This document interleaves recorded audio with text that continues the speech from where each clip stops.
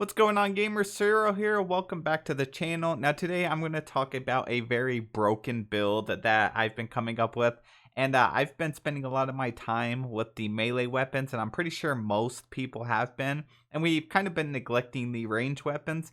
But over in the range skill tree, there's actually some really good perks. And one of them is whenever you're standing still, and it's going to be for 3 seconds. It doesn't tell you that. But when you stand still for 3 seconds, you're going to get this perk over here that gives you plus 25% range damage, which is an insane number. And then the amount of like different combinations with gear and stuff, you can bring all of your stats up even more. So this is the setup that I'm using right now, and some of it can be changed, to alter your preference, but this is what I'm going with.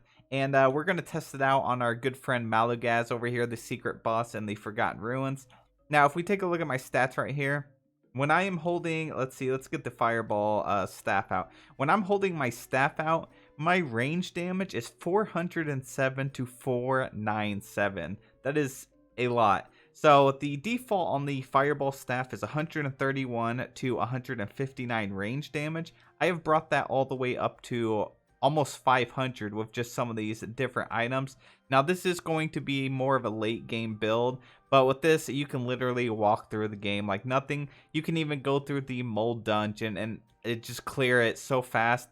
And one reason I have this mold ring in my inventory is because if you do want to go clear the mold dungeon using this build, if you put this on, it gives you plus 13% critical hit. And we already have the mold vein necklace because it's going to give us plus 23% range.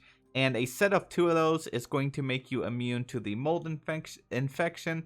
So that's why I like to keep this ring on me.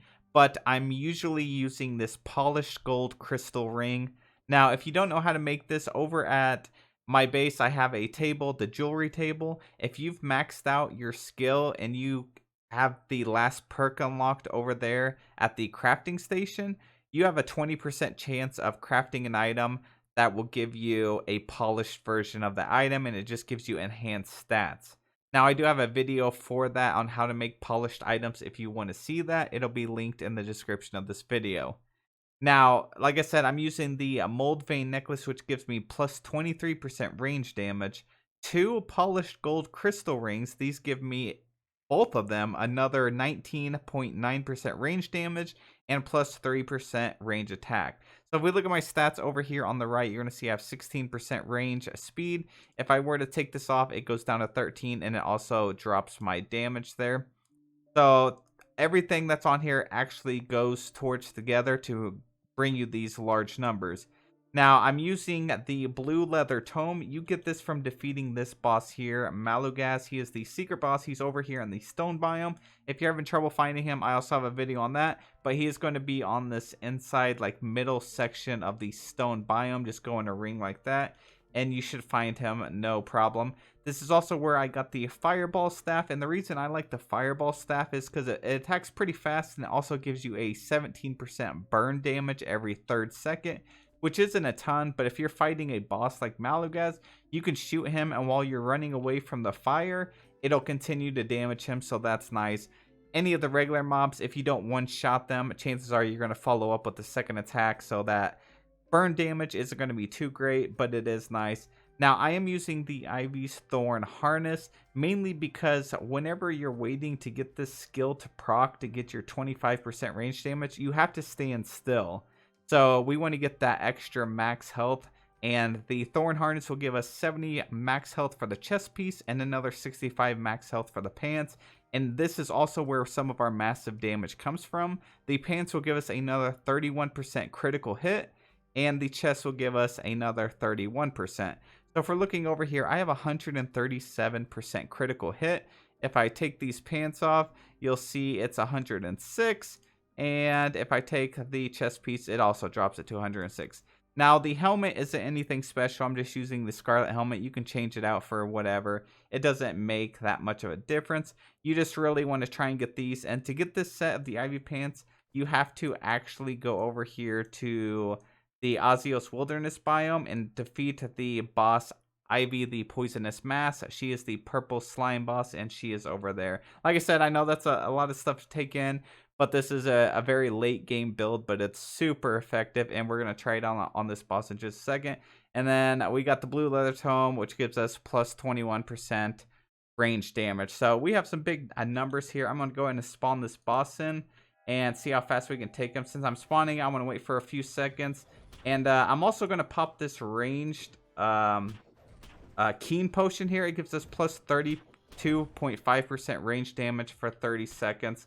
So let me go ahead and pop this. I'm going to kite him around for a second. And we're going to stand here for 3 seconds to get that skill to proc for us. And now we can just fire. And like I said, look at that, 1,500 damage on just that attack alone. And so you can kind of just use this to defeat him pretty easily. You can just move around, and whenever you get a chance to stand still, that's going to work out perfectly for you. I do have some food here. It is nothing special. But this is why the range attack is one of my favorites, just because some of these bosses, they just have so much AoE damage that you can constantly be moving like this and just spamming attacks. And it does do some pretty large numbers. It's not going to be massive numbers like the poisonous sickle, but it is definitely worth using. So let's go ahead and finish up his first phase here, and then we're going to pop a potion real quick. There we go. We took his armor off. We're going to take a potion, and then now we're going to do his second phase. And like I said, since you're moving around so much, he's probably not going to be able to hit you maybe once or twice, but it's not going to be that much, especially if you have a potion on you. So this is just a really good way to be able to take on him. And this is just the boss. Like, there are so many mobs in the game that you can actually just defeat with one hit using this build. So I do think that the ranged weapons could get a little bit better, and I think with future updates we're going to get more ranged weapons and stuff, and hopefully be able to make some different classes and like respec our character in a way that's going to be more beneficial. But for now, I think this is a top tier range build. So if you want to be that you know, just a ranged user, you can definitely do that. And I know I was kind of fighting in the middle of this, but you can make this keen potion, and it gives you 32% range damage for 32 seconds. So that's something you really want to craft on you and keep on you. This is where you get the blue tome. You also get the fireball staff here, and you can also get this fireball staff from the like caveling shaman guys. They're the ones with they have the staffs and they shoot the fire at you. Now it is only like a 1.93% chance for the little shaman guy to drop it for you. This guy here, he also drops it, and I've had him drop 2 or 3 in a single chest. It says it's like a 3% chance, but I think it's a lot higher than that. But I definitely think you should go out and give a ranged setup a try, because it really is really fun to play with rather than just going in there and hacking a boss to death. This is super fun, and I would say that compared to melee, this is more useful and more practical when you're actually just running around, and also provides you a light source whenever you're mining. If I take it off, you can't see anything. So I like to use this to just run around and hit the mobs as I'm going. That way I don't have to stop, go over there and hit them, and I can also use the light to see. Now anyways, I hope this guide was helpful for you. If you guys have any alternate like items or setups we should use on this class, please let me know in the comment section below. I know that the helmet can definitely go, and we can get something better for that. But yeah, it's a super fun build to try. Let me know if you try it, and thank you guys so much for watching. Please drop a like on the video, subscribe to the channel, and I will catch you in the next one.